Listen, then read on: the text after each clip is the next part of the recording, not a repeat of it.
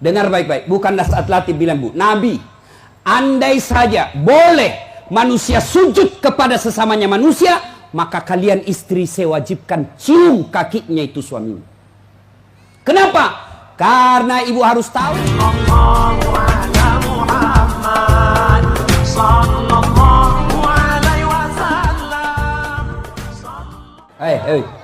Bu, dengar dulu. Kenapa Nabi bilang begini?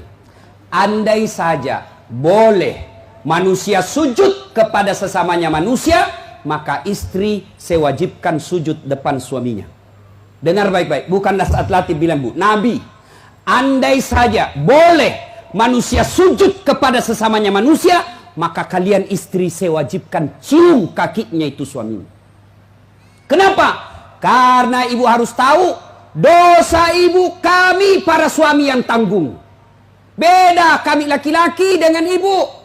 Ibu bikin dosa, ibu tidak puasa, ibu tidak sholat, meskipun suaminya ulama, suaminya penceramah, suaminya Senin Kamis puasanya, tahajud tiap malam, suaminya hafal Quran, tapi istrinya tidak baik agamanya. Kata Allah, ku ampusakum wa akhlikum narani. Kau suami, pimpin itu istrimu masuk neraka. Beda ibu-ibu, ditanggung oleh kami laki-laki.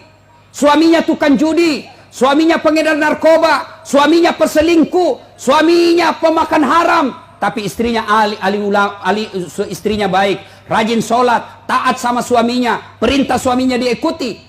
Meskipun suaminya bajingan, tidak ada urusan. Suami masuk neraka. Nabi jelaskan kepada ibu, Bu, lihat ini, kata Nabi kalau bahasa kita, Bu, lihat ini 7 pintu surga, tadkhulul jannati bisalam. Silahkan ibu pilih mana pintu surga yang ibu mau masuki.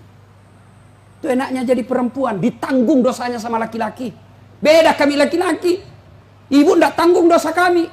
Maka ibu-ibu, yang pertama tujuan suami itu bukan cari nafkah. Ibu yang perlu cari dari suami bukan mendidik yang utama, tapi yang utama adalah cari ridhanya suami. Jangankan ibu keluar rumah, Senin Kamis saja diharamkan oleh Allah apabila tanpa izin suami. Saya ulang, jangankan keluar rumah, Senin Kamis ibu puasa sunnah tanpa izin suami, haram puasa itu, Bu. Contoh, pengantin baru, suaminya cuti 3 hari, istrinya langsung, Bang, saya puasa Senin Kamis ya. Kata suaminya, saya sengaja cuti ini karena saya mau dapat jatah siang-siang. Tidak boleh ibu puasa tanpa izin, ya? Jelas? Jelas ibu? Jelas?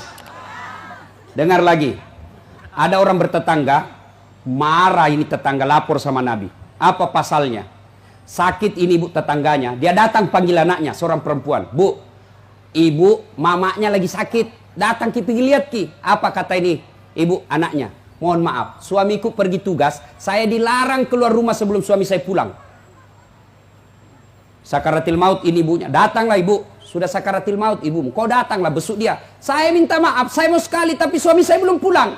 Akhirnya meninggal, mau dimakamkan, datang lagi. Bu, sudah meninggal ibumu, kau datang yang terakhir kalinya. Mohon maaf, saya cukup berdoa. Kenapa? Suami saya belum pulang, saya tidak berani tinggalkan rumah. Marah yang manggil-manggil, dia pergi lapor sama Nabi. Ya Rasulullah, tetanggaku keterlaluan. Dari sakit, sakaratil maut, sampai meninggal, tidak datang lihat ibunya. Saya 3 kali datang memanggilnya. Kenapa kata Nabi? Dia dipesan sama suaminya, jangan keluar rumah sebelum pulang. Mendengar ini, apa Nabi marah? Subhanallah, Nabi justru menjelaskan, alhamdulillah diampuni seluruh dosa ibu yang meninggal karena punya anak yang taat sama perintah suaminya. Ada ibu-ibu bayangkari begitu sih? Ada? Yang banyak saya lihat baru 10 menit pergi suaminya juga keluar juga dia Pak. Dia tawaf satu komplek. Dia kelilingi semua komplek.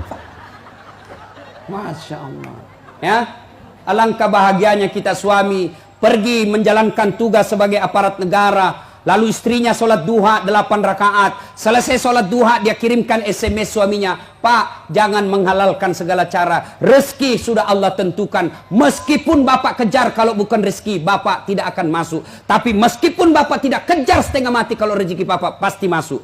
Bapak, jangan menghalalkan segala cara. Salam sayang selalu dari istrimu di rumah. Bahagianya. Itu suami kalau dapat SMS begini, Bu, dia kasih lihat itu semua di kantor di Polsek. Lihat kau istriku, istri yang soleha. Pernah SMS begitu suaminya, Bu? Pernah? Paling SMS, jangan lupa singgah beli gas. Masih baik kalau gas, kalau pembalut. Saya pernah rasakan ini, Pak. Saya pulang takziah malam-malam, tiba-tiba mamanya SMS, Ustadz, habis pembalut. La haula wala quwata illa billah. Saya singgah di warung, saya berdoa, mudah-mudahan tidak ada yang kenal saya. Begitu saya bayar, tiba-tiba ada ibu bilang, Ustadz beli pembalut. Langsung aku bilang, biar mi daripada saya melahirkan. Pak, Bapak juga jangan tipu suami istri. Pak, jangan pernah nipu istri. Alasan rapat, ternyata pergi merapat. Saya dipanggil komandan, ini namanya istri kasihan kalau sudah lapor, komandan, lah iya Pak, silakan lari. Ternyata pergi merapat. Pak, kadang saya ditanya, Ustadz kenapa pangkat golongan saya tidak bisa sekali baik Ustadz? Rezeki saya bilang, Bapak dosa sama istri. Gimana Allah mau bukakan pintu rezeki kalau orang yang setia menunggu Bapak di rumah Bapak khianati? Ya? Masih ingat waktu menikah? Apa kita ucapkan waktu menikah? Bapaknya bilang begini yang perempuan, saya nikahkan engkau dengan anak gadisku ini dengan mahar tunai karena Allah. Siapa yang kita jadikan mahar? Siapa yang kita jadikan jaminan? Tunai karena Allah. Kita ambil anak gadisnya orang, dihalalkan anak gadisnya orang atas nama Allah. Allah yang kita jadikan jaminan. Kapolres saja Bapak jadi jaminan. Kalau Bapak salah gunakan, dipindah Bapak, Pak, kalau perlu dipecat. Saya atas nama Kapolres ini diminta untuk, padahal itu bohong. Marah Kapolres, Pak. Apalagi Allah. Maka Bapak kalau sengsara hidupnya, susah rezekinya, koreksi. Mungkin Bapak terlalu banyak mengkhianati istri. Gimana Allah mau bukakan pintu rezeki? Kalau istri suka marah-marah, Bapak, kalau istri suka marah-marah, rumusnya diam. Jangan, kalau istri marah, minta penjelasan, lebih diam. Kalau perlu makan obat tidur. Karena itu perempuan kalau dia sudah marah, dijelaskan, tidak jalan otaknya, Pak. Apalagi kalau dia bilang, pokoknya, sudah diam saja, Pak.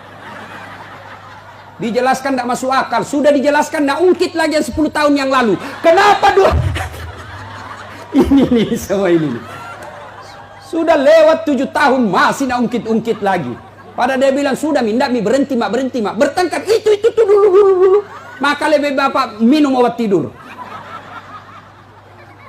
Kalau dia ngomel Pak, maklumi saja. Kenapa? Dengar baik-baik.